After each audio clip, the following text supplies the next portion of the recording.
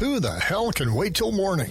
Talk now at latenightsportsradio.com.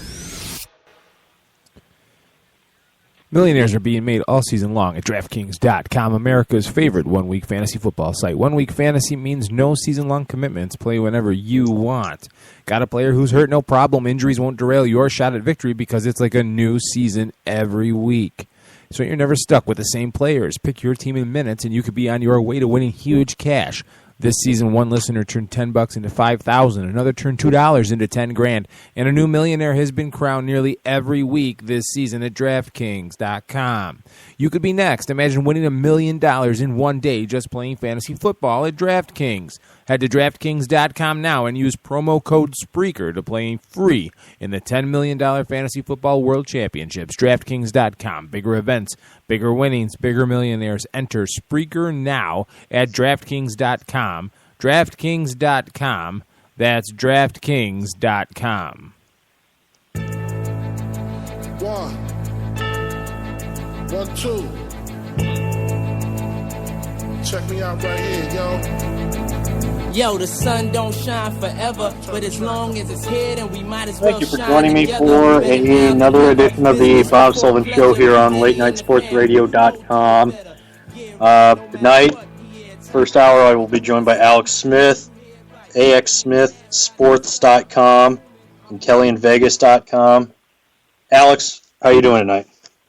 I'm doing pretty good, Bob. How you doing?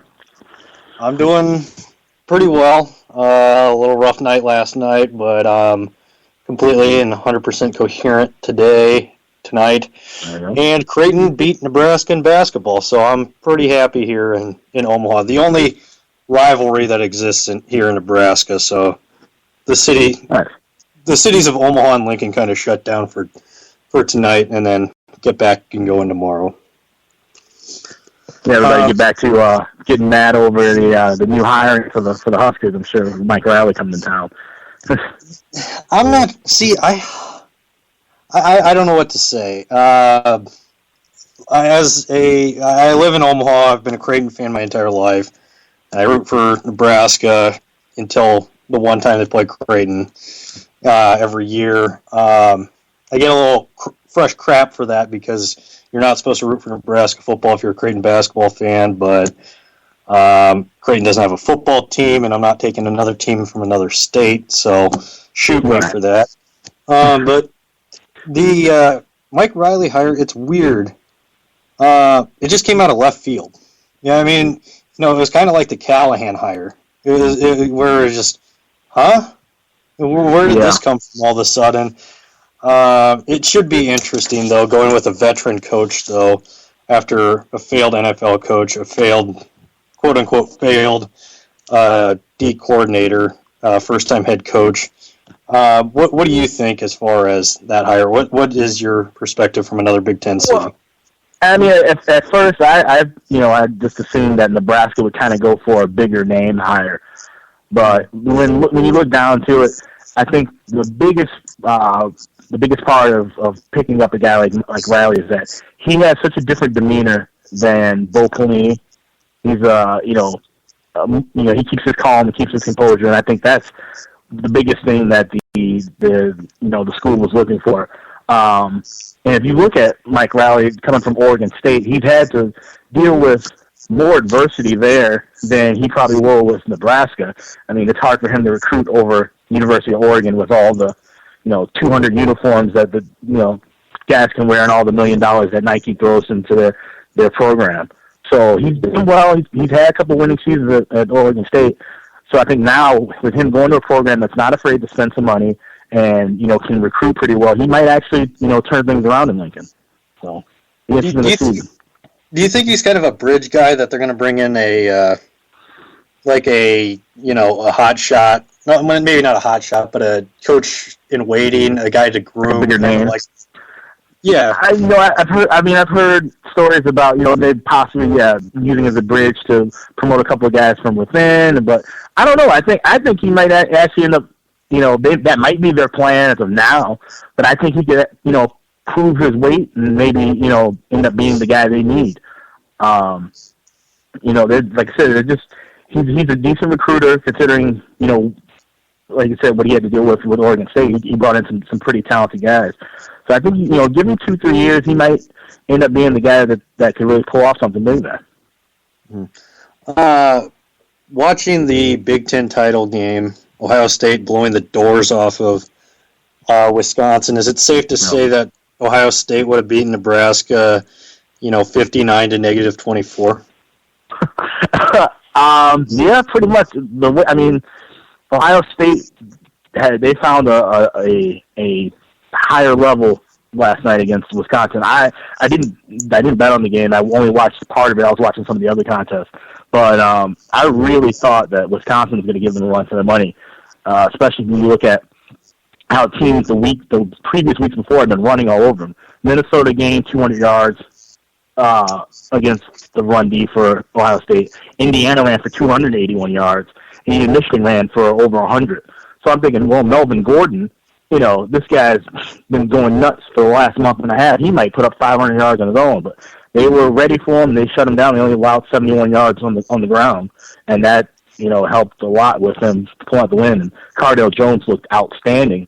Kind of wondering now if this guy should have been starting all along, even though Ohio State has an abundance of talent at quarterback, clearly. So it'd be interesting to see what he does against Alabama in the semifinal game in the Sugar Bowl. Does this negate the impression of Urban Meyer where he just walks into good situations? I mean, he's, I guess Ohio State was a good situation walking into Braxton Miller. But, he walked into getting Tebow. He walked into getting Alex Smith when he was at Utah. He's obviously developed J.T. Barrett, and, he had a third guy all along that's kind of, maybe this guy isn't your, you don't want him starting 13 games for you, but right off the bat. But this guy can throw. He can run a little bit. He's tough. It's a good, second option to have off the bench. Do you think that kind of negates the impression of Urban Meyer that he just walks into good situations with quarterbacks and he can actually develop somebody?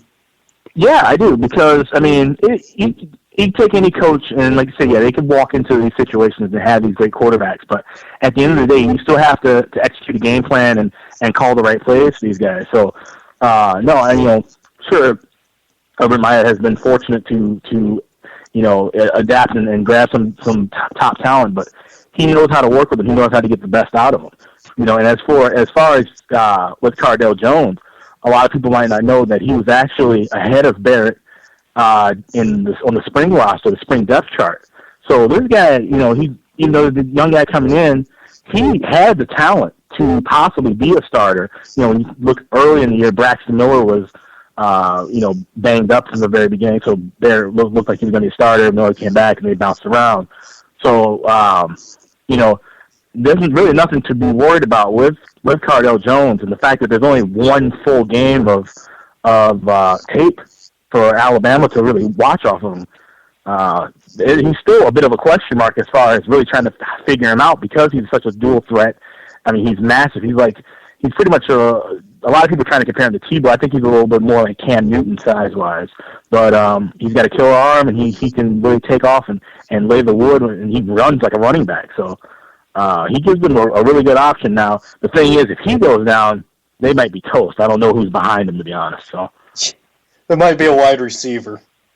Yeah, I know they were running some of that. Well, looking at, so the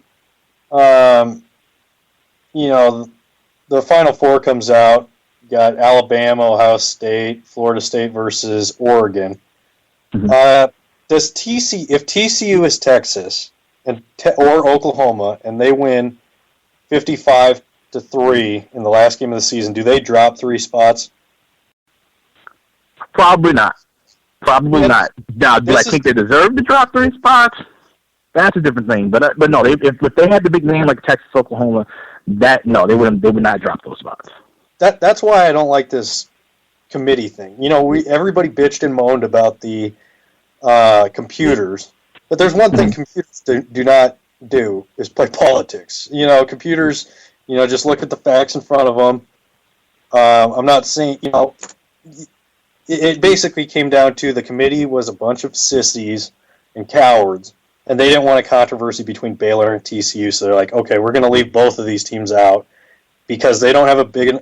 There's neither one of them's a big enough name where we can pick the other over the other. We'll just take Ohio State. I think that's what it came down to, and you can't. I do. The Big 12 was better than the Big 10 this year, and you can say what you will about the non-conference for TCU and Baylor, but Ohio State's wasn't that much better. Their non-conference wasn't that much better than either one of those two. Well, no, I mean, looking at the three schedules, not as far as non-conference games go. Ohio State played Navy. Navy's a fairly solid team that actually played them pretty tough. They lost to Virginia Tech. Virginia Tech is down this year, but they're still a bowl-eligible team. They played a lousy Kent State team, blew them out, blew out Cincinnati.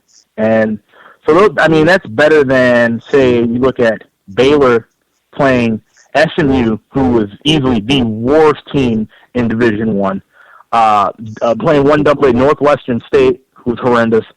Buffalo was a terrible team out of the MAC this year.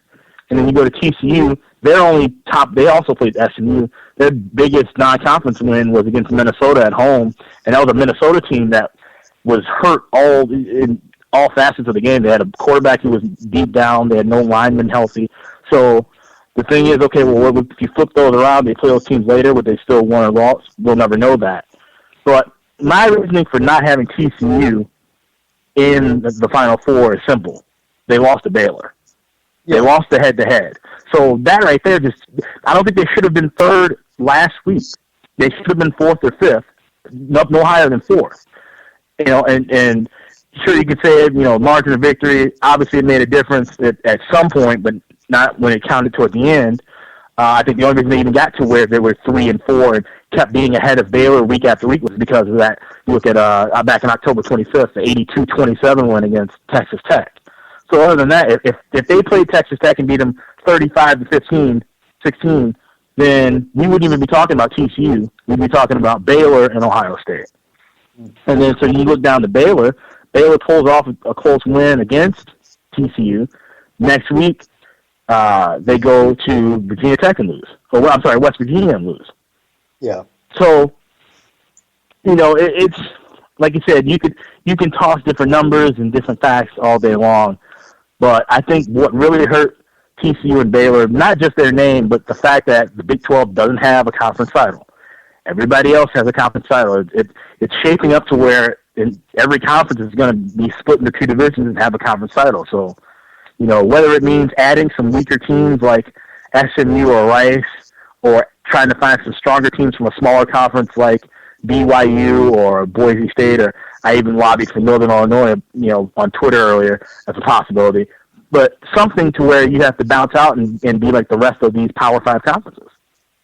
Well, and that's my question with the Big 12. They're kind of, landlocked as far as who they can add, where it would still leave at a quality conference. And BYU is geographically they have West Virginia, so I guess it doesn't. And geographics mean nothing at all in college football. But you have West Virginia, but the only one that really makes sense is BYU, and I guess Boise could make sense. But, I still think they're holding out hope that they could get into the Pac-12 at some point. That's my guess. But there's really nobody, they had a shot at it. The only thing that, would have really helped out the Big 12 is if they had pulled the trigger on Louisville